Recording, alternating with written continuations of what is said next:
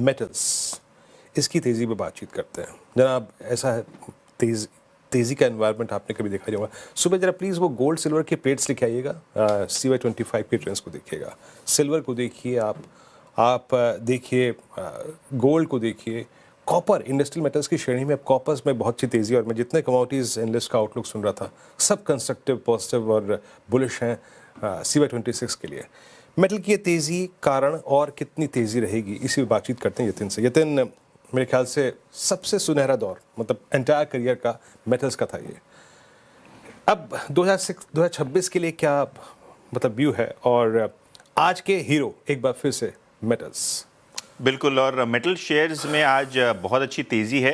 और आपकी स्क्रीन्स पे आपने देखा ही होगा किस तरीके से सोने चांदी में ईयर टू डेट ज़बरदस्त तेज़ी हुई है।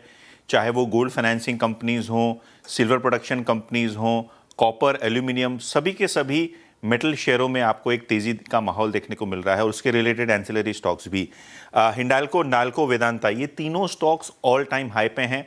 हिंदुस्तान कॉपर आपको ऑल टाइम हाई पे दिखाई दे रहा है, और इसका रीज़न बहुत सिंपल है कि जिस तरीके से आपने देखा है कि जो कॉपर है इसमें इलेक्ट्रिक व्हीकल्स और सोलार सेगमेंट की डिमांड ड्राइव हो रही है, जिसके कारण कॉपर जो दाम है वो ऑल टाइम हाई पे पहुंचे हैं।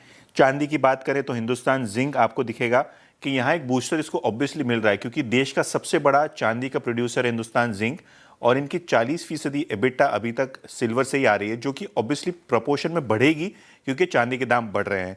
इसके अलावा एल्यूमिनियम की बात करें तो जो चाइनीज स्मेल्टिंग कैपेसिटी कम हुई है उससे एल्यूमिनियम की सप्लाई पे असर पड़ा है।